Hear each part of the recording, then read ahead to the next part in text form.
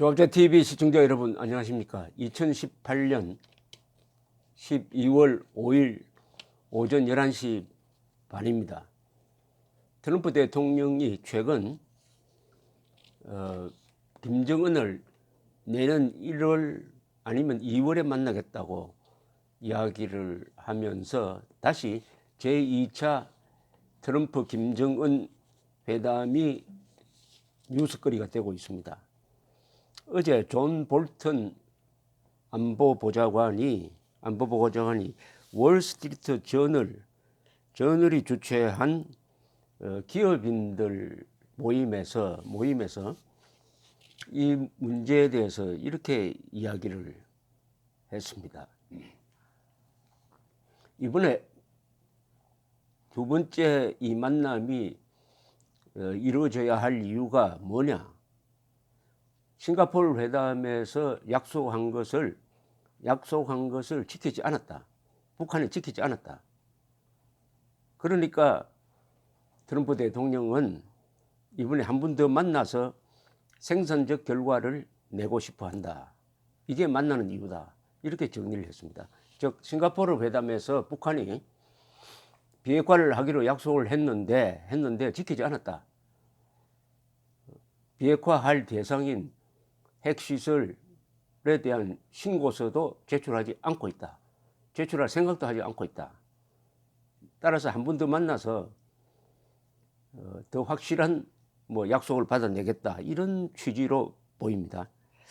그런데 이 존 볼턴의 이 말은 트럼프의 말과는 좀 배치되는 면이 있습니다. 트럼프 대통령은 항상 북한과 잘 되고 있다.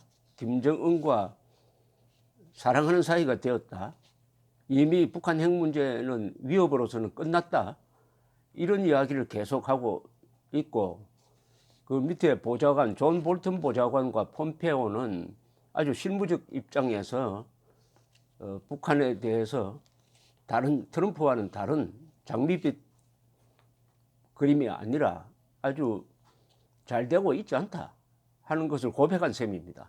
즉 존 볼턴이 이 이야기는 싱가포르 회담이 실패했다는 이야기예요. 싱가포르 회담에서 약속한 것이 지켜지지 않으니까 한 번 더 만나야 되겠다.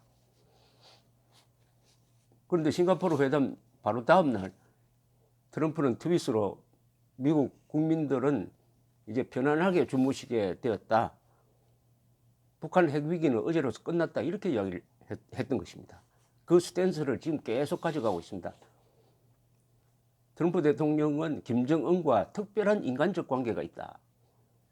인간적 관계를 맺었다. 한 번 만났는데 그게 무슨 인간적 관계인지 계속 그 레토릭을 거듭 사용하면서 선거 기간 중에 많이 써먹었습니다. 그러면서 지난해 9월 이후에 아직도 한 번도 북한이 핵실험이나 미사일 발사를 하지 않고 있다.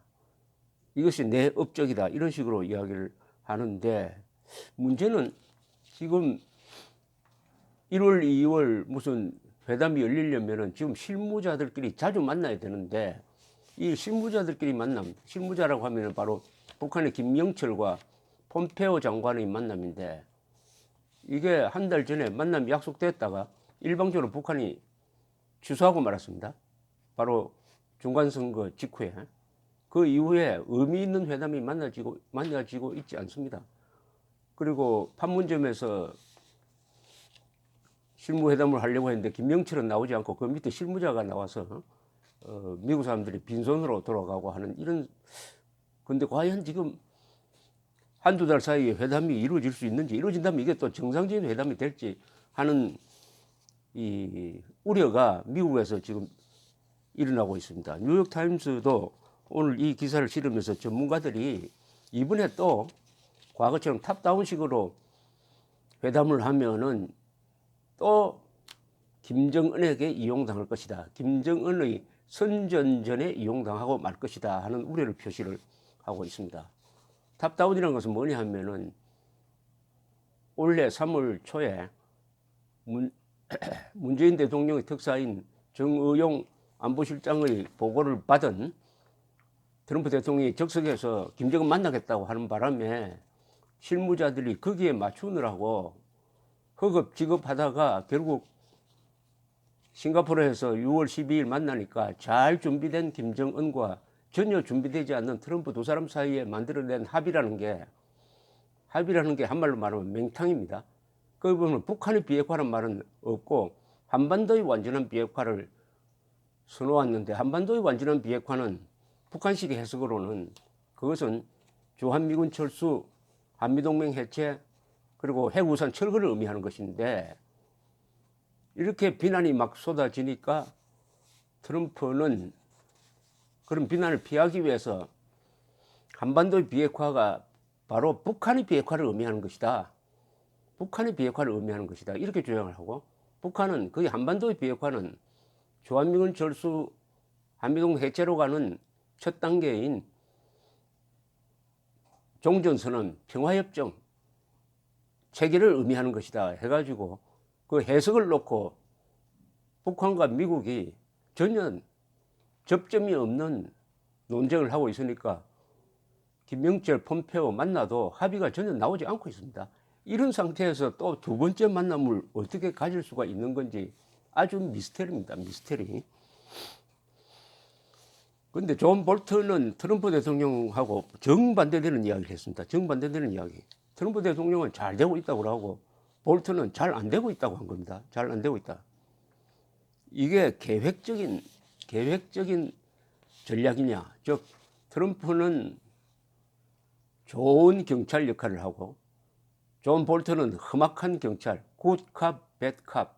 어떤 범죄자를 신문할 때 형사가 번갈아 가면서 위협하기도 하고 위로하기도 하고 해가지고 혼을 빼는 그런 전략이냐, 아니면은 결국 트럼프의 실수를 볼턴이 뒤따라가면서 막아주는 그런 역할을 하느냐, 이게 흥미거리입니다.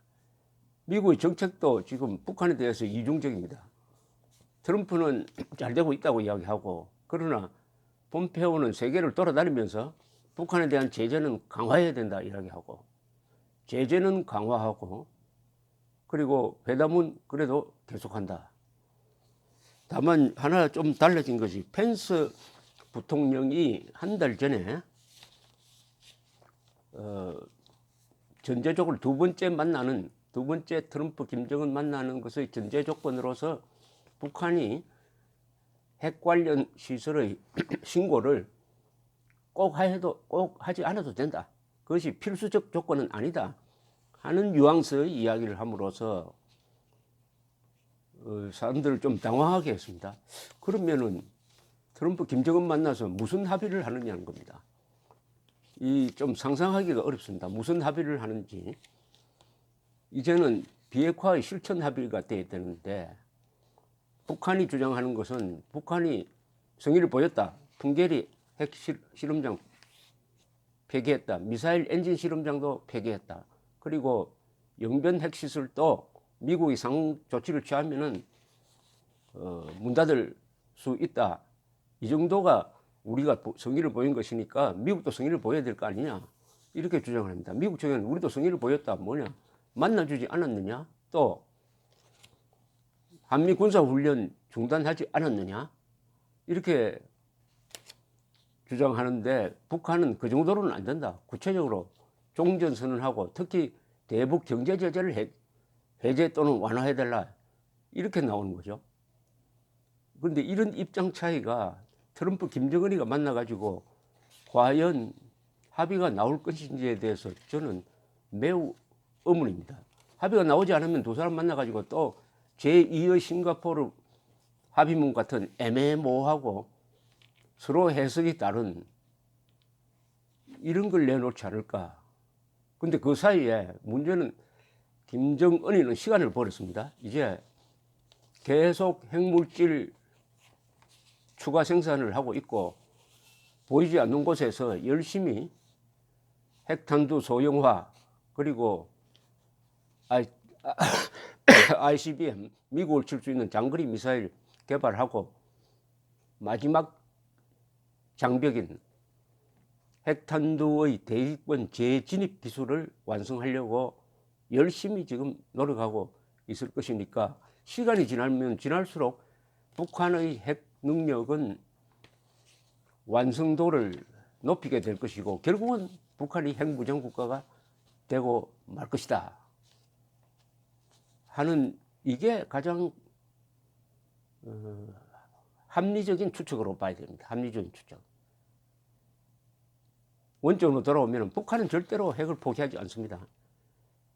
북한은 핵을 포기할 수가 없어요. 북한이란 체제가 존립하는 목적은 핵무기를 가지고 남한의 종북 세력과 힘을 합쳐가지고 하나는 핵이라는 전략무기, 남한의 종북 세력이라는 정치무기 두 개를 합치면은 전쟁하지 않고도 남한을 종속화시키든지 공산화시킬 수 있다. 노동당 규약이 선언한 대로 한반도 전체의 주체사상화, 즉 한반도 전체 8천만 한국인들을 김일성 교주 밑에서 신도로 살도록 하는 그런 꿈을 가지고 거기에 만난을 무릅쓰고 집중 투자를 해왔습니다.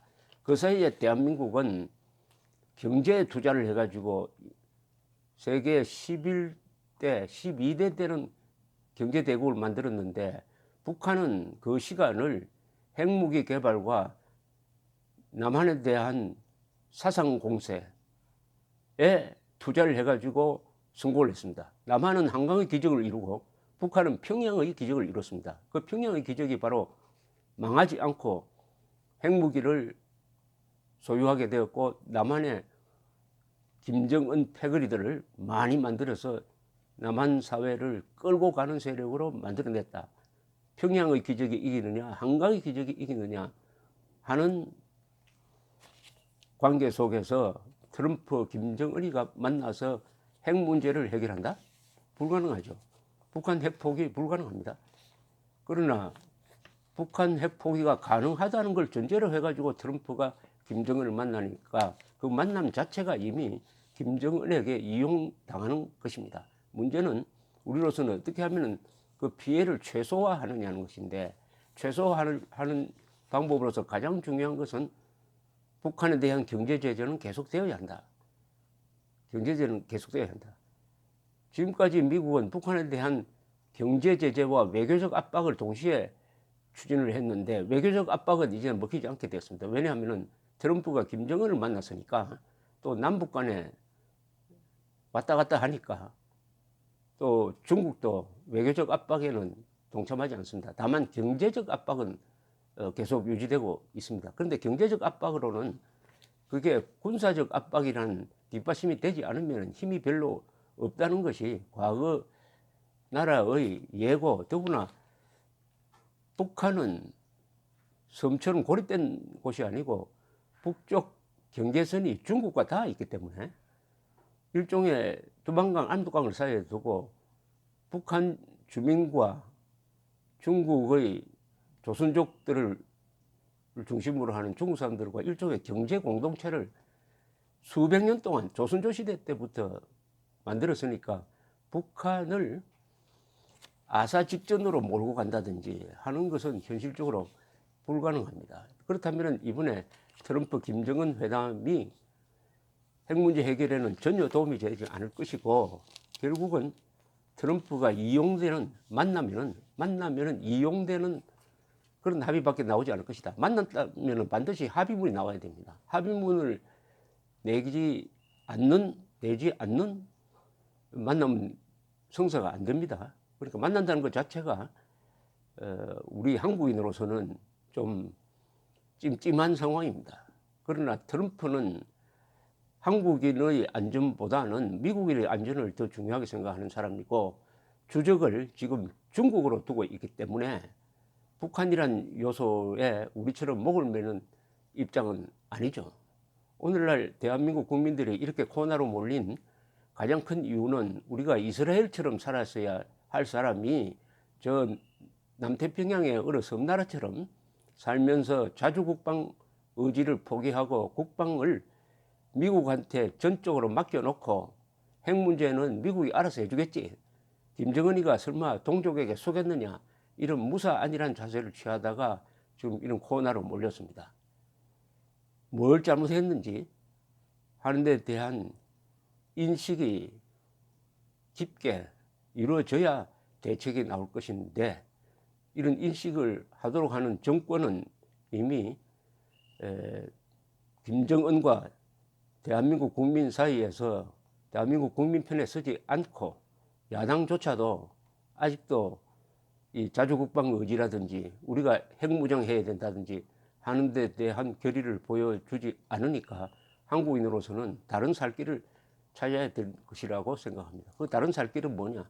압도적 여론을 만드는 겁니다. 우리도 핵을 가져야 한다, 자체 핵무장을 하든지 전술핵 재배치해야 된다 하는 여론을 한 지지 90%로 올려가지고 국민투표하자고 나서는 이런 국민 각성운동이 유일한 탈출구라는 생각이 듭니다.